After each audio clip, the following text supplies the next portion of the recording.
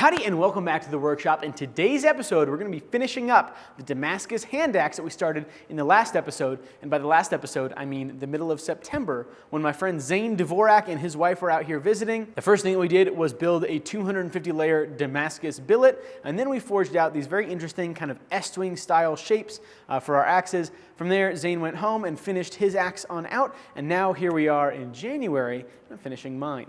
Now, the place that we got to is having a finished hatchet head. So there's a hammer pull on one side, a bit on the other, a neck coming down, and a tang. It's been heat treated, ground, and we're ready to start building on the handle. Now for the handle, I wanted to use something nice and classy. I didn't really want to go with a synthetic. I wanted to go with something a little bit fancier than that. So I chose African blackwood. Very, very dark, very dense, very oily, very stable, African black rosewood. I'm a huge fan of it. It's one of my all-time favorite handle materials, and I just so happen to have an excellent sized piece for this project. So after drilling a very long hole down the top of the handle, I made myself a custom long brooch to be able to get this thing fit up. Because as far as I know, no one in the world sells a brooch long enough to fit up a 7-inch long tang. Fortunately, I was able to model this one after a brooch that my friend Jordan Lamotte made. It's a wonderful tool for fitting up handles, and I use mine from him all the time. After I got the handle block moved close to the bolster, I got the back of the bolster ready to fit to the top of the handle, which means grinding in the radius that I wanted it to have. I didn't want it to be a flat transition. I wanted to have a little bit of curve, a little bit of line to it. That's something that I do in an awful lot of my pieces because I really like the way that it looks, and it's harder to do, so not everyone does it. I like to use a technique where I actually sink the top of my bolster into the top of the handle, and I do this with a micro motor, a little hand burr going very fast, and a hand piece allows me to carve away the wood very precisely and kind of get a nice pressed fit into the bolster. So I use both the micro motor and then I use the actual back of the bolster to cut its way into it. From there, I was ready to shape the handle into the general shape that I wanted before doing the main exciting thing about this piece, which is going to be the handle carving. The actual handle shaping didn't take very long at all. Just had to make sure that I was keeping it nice and straight, eyeballing it off of the grinder. After that, I laid out the style of carving. To me, it looks like it's wrapped with leather or something like that. This is something that a bladesmith called Don Fogg used to do quite a few years ago.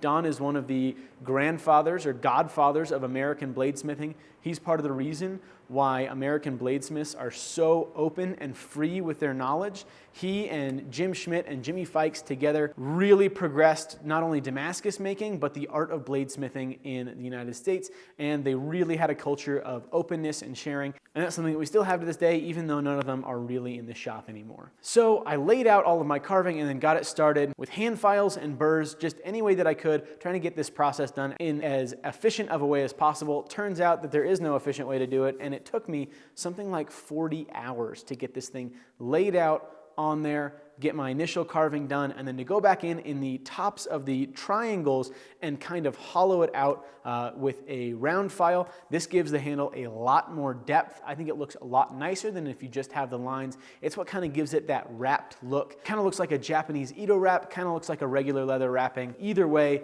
that half round in the center really gives it a nice look. And even though it takes quite a bit longer and adds some complexity into the piece, I think it was definitely worth it. But I made my way all the way down the handle with files and then worked my way back up all the way to 600 grit with sandpaper, get everything smoothed out to where it looked very clean and cohesive. I left a little bit of a border on the top and the bottom, which I think looks really nice. That way it doesn't look like the wrapping is overflowing onto the blade.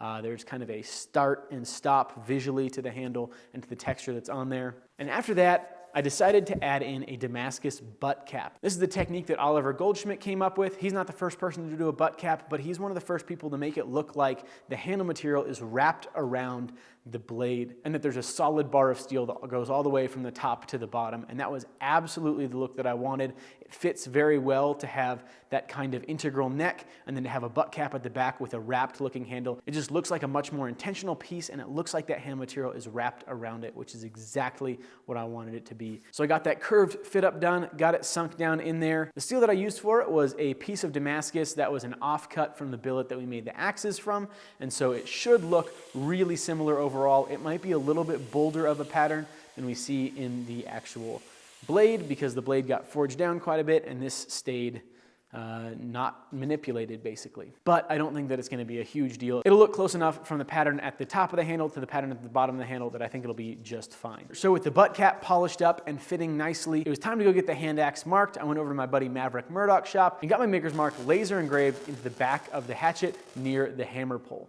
With that, the majority of the finish work for the axe was done. I had to do a little bit of cleanup work to get the finishes on the hatchet head looking a little bit nicer. I had it sanded to 1000 grit, and quite honestly, it doesn't need to be super, super nice because the way that I'm planning on finishing it out through the etching process, the base finish underneath all the etching doesn't make a massive difference, but I wanted it to be nice either way. Well, there's a couple different ways that you can finish out Damascus. You can either go high contrast or low contrast.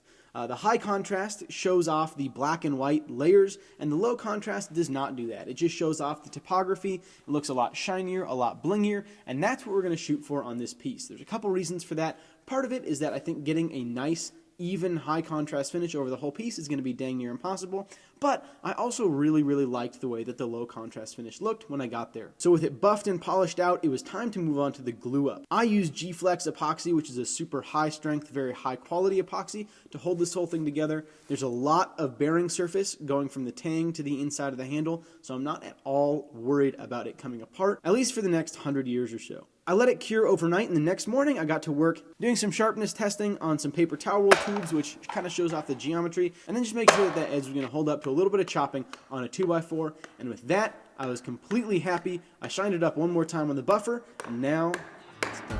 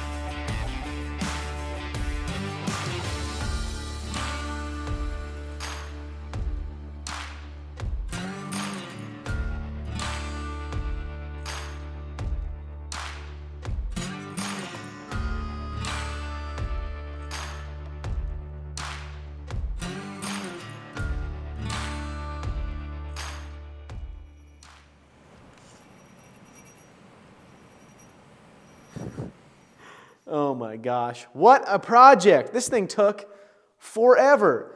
You see this scar right here on my forearm? That's pretty well healed, a couple months old. This did that. I had it in the vise and I reached past and sliced open my forearm.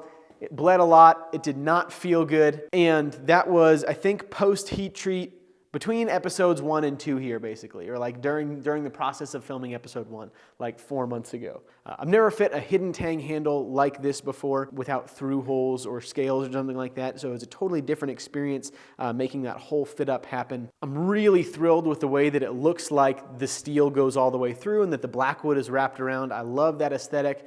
I'm really tickled with all the lines, the way that it looks like the head is somewhat separate from the neck and just the way that the lines flow across. I love all my complementary curves, the hooks, and all of the different radiuses really match each other well. And that was a big thing. I spent a lot of time designing this to try and make it look cohesive in that way. And of course, the wrapped carving, I am just in love with it. This is definitely something that I'm going to be doing more of. I don't know if I'm going to be doing it on a handle this big because I don't want to spend my entire life doing it. I think that's going to be really nice detail to be able to add onto a couple of my pieces. In fact, 1 or 2 of my Mastersmith knives are definitely going to have some of this carving on there. I love the blingy look of it. Something that I always shoot for in the Damascus that I make is I want something to look good from far away, and then I want it to look good and interesting close up.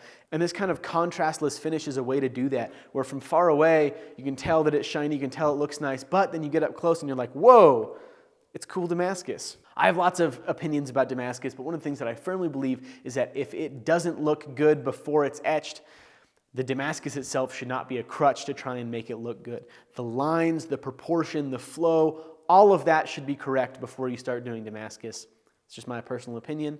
It's correct, but it's just an opinion. And I gotta say, I'm really happy with this. It's got a slightly smaller hammer pull on the back, still totally usable. I don't know if this will ever get used, but it will be up for sale. I think I'm gonna be bringing it with me to Blade Show, Texas. And so if you guys are in the Dallas-Fort Worth area and you're coming to the show, it should be on my table there. But just in case it doesn't get snapped up at the show, I will have an email list. I will send out an email after the show letting you know if it is still available. If you guys like fancy, cool craftsmanship, you're definitely gonna like the content for the next couple of months because I'm going to be building my master bladesmithing test set. That's 5 knives that need to be super nice.